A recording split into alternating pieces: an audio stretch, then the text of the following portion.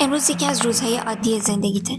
ساعت 11 از خواب بیدار میشی، 1 ساعت در همون حالت روی تخت دراز میکشی. انگار نه انگار که زندی، انگار نه انگار که امروز یه روز جدیده.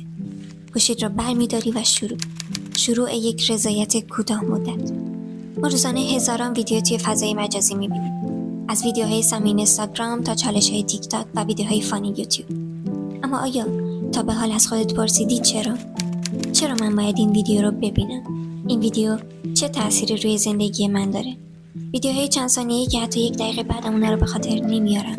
ویدیوهایی که دامنه توجه شما رو به شدت پایین میارن و علاوه بر اینکه بیفایده هستن، چیز خیلی مهم رو توی زندگی از شما میدوزن و اون چیز ارزشش خیلی بیشتر از طلاست. زمان.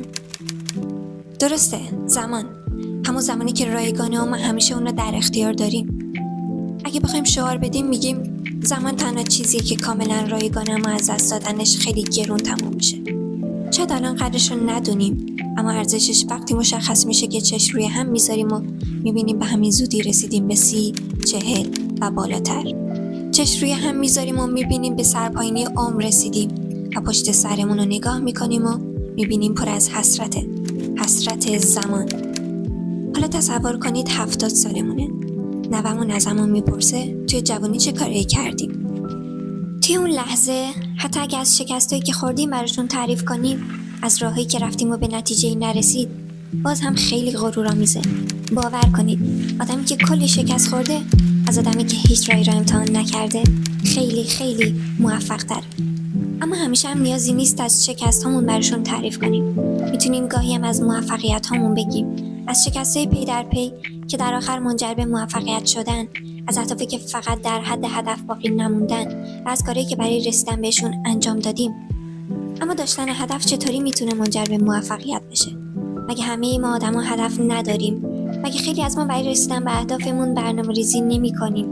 پس چرا فقط درصد خیلی کمی از مردم به هدفشون میرسن؟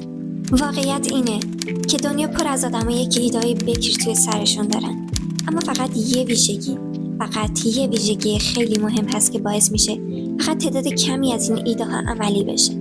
یه فرق خیلی مهم که من و شما رو از افراد خیلی موفق متمایز میکنه و اون چیزی نیست جز شروع کردن. درسته، به همین سادگی. شاید باورش سخت باشه، اما تنها راهکار موفقیت همینه. شروع کردنه که یه یوتیوبر موفق رو از کسی که هنوز یه ویدیو هم آپلود نکرده متمایز میکنه. شروع کردنه که افراد موفق رو از افراد عادی جدا میکنه.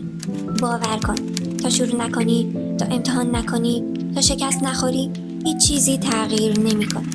فکر میکنی موفق نمیشی یا به اندازه کافی برای شروع خوب نیستی؟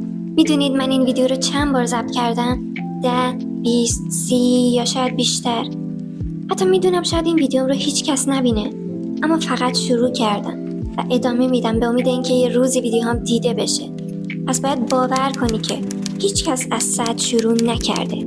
پس از همون نقطه‌ای که هستی، حتی اگه روی نقطه 0 قرار داری، حتی روی نقطه منفی، فقط کافیه شروع کنی. شروع به تجربه کردن، به یاد گرفتن اون مهارتی که همیشه آرزو داشتی، به آپلود اون اولین ویدیو، حتی اگه خیلی بد باشه. پس همین الان شروع کن. نگو شنبه روز بهتریه. باور کن امروز با شنبه هیچ فرقی نداره. نگو فردا شروع میکنم، چون در اون صورت هیچ وقت اون فردا نمیرسه. و اگه همین الان شروع نکنی، مطمئن باشی روزی پشیمون میشی. حسرت میخوری از این که بقیه ایده‌تو عملی کردن و به موفقیت رسیدن و تو فقط نشستی و تماشا کردی.